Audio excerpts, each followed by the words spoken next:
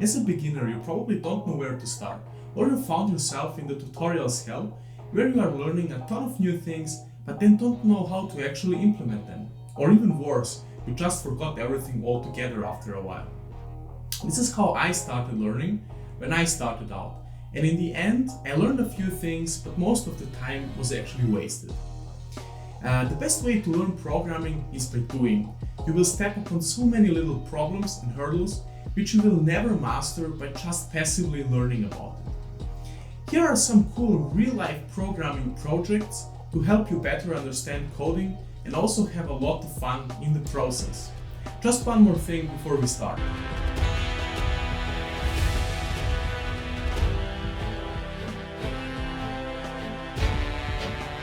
Sorry for the interruption, but if you like this video or you are interested in those kinds of content, please consider subscribing to the channel and liking this video. This helps me a lot and tells me that you actually like this type of content. When I personally started my career in software development, I thought that the more technologies and programming languages I know, the better my chances are of finding a good job. So I started by buying lots of Udemy courses on popular topics like Python, Node.js, machine learning, and so on. Basically, I was all over the place, working a bit about everything, but nothing particularly well. After a while, I started building some startups. They were not really startups, but more like some coding projects that I was hoping people would start using eventually. That's where it hit me, and I noticed that pretty much 85% of everything I have learned isn't particularly useful or can help me solve any problems, or in the worst case, I just forgot all about it. There are so many little things that you won't be able to learn by just reading and watching videos. So, I listed the following project that I found to be most useful and that helped me tremendously in my software development career. And keep in mind, I said project and not projects. I think you should build one project that's quite simple at the beginning and then try to expand it with different features. That way you will learn a lot more things than just coding in one language. You will understand software architecture as a whole much better, you will understand requirements engineering, and you will overall have a much better understanding of software development as a whole. So here comes the project. Create an online forum or blog, something like Reddit in this type of forum, but of course much simpler. I know this sounds quite complex, but the core features of a website like Reddit are pretty simple to build. Of course, there are much more things to it, like spam filters, machine learning for content recommendation, and so on.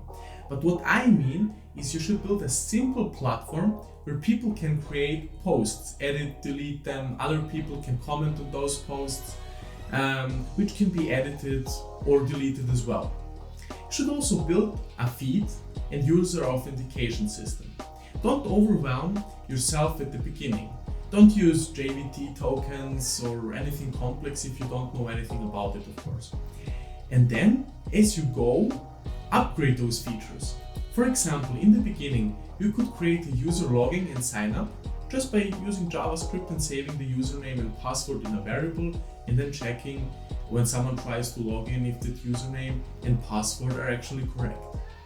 Then, as you go, start saving those on the backend. Then you can create tokens and use public and private keys and so on. The fascinating thing is that you can pretty much learn everything you need for software development by building a real-life project like that. Another very valuable lesson you will learn is that by doing those shortcuts, you will learn that pretty much any shortcut you take will cost you much more time in the long run, in the future, than the time you save by actually taking that shortcut. After you should build the first simple solution, then you should feel or start feeling comfortable with the basics like creating HTML forms, little JavaScript here and there to fetch some data or save some data or update something on the UI. You could have done the first part purely in the front end and with JavaScript without using any backend or database, or maybe already have created some type of backend server for your app. It depends where you are currently standing with your knowledge and skills. if you're a complete beginner or if you have some understanding of some topics. In this step, depending on how far you are, you should finish the core structure of the app and refactor it to be as simple as possible, so that when you come back and want to upgrade something or add some features in the future, you will be familiar with the code and you will know where to start. You should also start using some type of version control management tool like Git if you're already not using it. You should also test your app out, maybe with more than one user, and you will also notice that a lot of bugs will occur. So start fixing those bugs and start finishing and tidying the app up so that you have a good feeling that if you present it to someone or if you showcase it to someone, that it actually will work. By now, you will have created an entire app with the front end and back end and probably a database. When you start feeling familiar with the core concepts, how everything is connected, then you should go for a specific area that you want to develop further. Also, don't understand me wrong, while you're doing this, you can of course watch courses, videos, read blogs and so on, but try to read and learn about something specific you need to solve a problem, and then try to learn just everything because it sounds cool, and then try to find a problem to solve with that new feature. This will actually create the wrong understanding of software development for you. There is just so much stuff out there that it is pretty much impossible for one person to read everything and stay always updated and know all the latest tech trends. So by using this approach, you will see what works best, what is most useful, and in which direction you should go. And you will also see what makes the most fun for you, so you also don't want to be stuck in a job working something that you actually hate. Now, depending on your interest, your future job goal, your business idea, or really whatever drives you to code in the first place, you should start moving your project in that direction. Let's say that you want to go the AI and machine learning route, then you could start applying those concepts to your post feed, for example. Remember from the first part, you should by now have a feed of posts displayed to every user.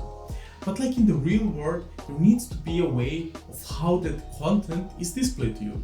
Maybe you could track user behavior and send that to a server, then return an ID that uses that ID on the backend to check what that user would be interested in seeing. Maybe they want to see cute cat videos, or maybe they want to see something about coding. You could also build an advanced search mechanism where you search by a factor of categories, like the frequency of words inside every piece of content in correlation with the search query, the data of the post, the number of engagement, aka the number of comments, and so on. There is really an endless stream of opportunity. By doing this, you will set yourself apart from the majority of software developers out there. Because most people, when they go into this, they go with the feeling that they need to learn a particular stack, a particular technology, and then they will be ready for this and that. But it doesn't work like that. Actually, nobody cares what technology you're using. The end goal of software is to create something useful for the user, so someone can actually use this, and they don't care if you're using Node.js or Python or JavaScript or Java in the backend. The main goal is to create something useful that fits the requirements. And I know this goes a bit outside of software development. You don't need to know this. You can just learn basic JavaScript and it will fit you well in life. But on the other hand, you probably have higher ambitions. You want to grow as your career develops. So in order to achieve this, you need to understand software development from different angles. You need to understand requirements engineering, you need to understand what type of problem you're solving, you need to understand what technology you should be using. Basically, by knowing a bit of all this, you're setting yourself apart from everyone else. And the best part is that you will have much more fun doing this than by just learning one language and just sticking to that language for all the time. It will bore you eventually. And as you see, by doing a project like this, it's extremely versatile. You are getting involved in a lot of different areas. And in the end, it's going to make you a lot more fun than just building a to-do list or a calculator, which is the primary goal in the end. The next phase is to start thinking in a production-ready way. By now you have created the basic application with the core features and maybe added some extra functionality like content recommendation, search, like, and whatnot, depending on what your interests are.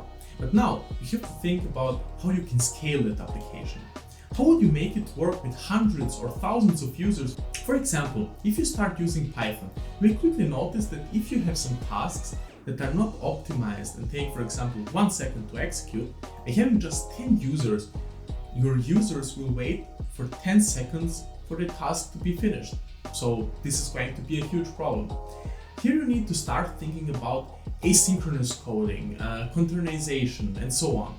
If you have started with this step at the beginning, because you, for example, wanted to be a DevOps engineer, you wouldn't have understood why you need those things or how they correlate with everything else. That's why it's so important to start small and expand your horizon with time. You will start asking questions: how does this work? Why I need this and that? Also, don't rush it. It takes time to resolve issues and learn new things. If you just skip through it, you won't understand it well and it will cost you in the future. So you should always focus on problems and stick with them and really understand how they work and how you can solve them before going further. Now you can iterate the process. As you notice what you are interested in or what you particularly want to learn or get out of this, you should develop the app in that direction to reflect yourself. Now you can also start thinking of managing the whole thing. You will probably notice how this is quite tedious to do. Everything is manual at this moment if you haven't done anything fancy. And you will see that it actually takes a lot of time to push something to Git and then create an image out of that, push that image to a server. It becomes extremely tedious.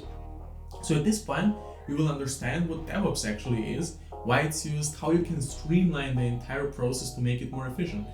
And maybe by that, you will also notice that this part of software development is more fun for you than actually just learning JavaScript or Python or Java or whatever. Also, very important, don't think you can pull this off in a week. This will take lots of time and you should at least spend 3 to 6 months on building everything out. This of course greatly depends on your current skills and knowledge and where you are currently standing with this, but don't underestimate it and don't feel down if you can't finish everything in a week. You should really take this in a longer way and you should really work on this for months and months to come. You also don't need to do this exact project. You could do something else, maybe an online marketplace, a video platform, a streaming channel, a chat app, a movie recommender. As you can see, there are lots of opportunities you can pursue. It just depends on what you like and what works best for you. But this is an example that worked best for me, and I recommended this to a lot of people and they also find it working pretty well for them. That's the reason I'm recommending this project, but don't feel like you have to do the exact same thing. It also depends on what you want to learn exactly. This is a more general approach to software development in general. I would highly recommend to do a project like this so that you fully understand all the parts of software development. If you, for example, want to create games or you want maybe to create autonomous driving vehicles, in that case, you will need to take another approach. You will need to learn different technologies, different stacks. But on the other hand, in order to understand those core software project principles, you will need to do something like this. Even if you are developing autonomous driving cars or whatever, you will still have the same programming problems. You will still have to think about nested for loops. You will still have to think about if clauses. You will still need to think about communication between different services. So that's the reason I'm recommending this project, because you will learn how everything fits together and how everything works, and then you will be able to apply this to a specific field. I mean, in the end, it doesn't cost you so much of your life. If you develop those skills within 3 to 6 months, then it will take you much less to maybe become extremely good at just one thing or develop a specific niche skill for your future. I hope that this video gave you insights and ideas how to start or advance your software development skills, or at least that it provided you some type of value. I would like to know what your opinions are. Do you agree or completely disagree with me? Let me know down in the comments. Also, don't forget to subscribe. You can also check out my newsletter in the description down below, or just wait a few seconds, it will appear. So, until next time.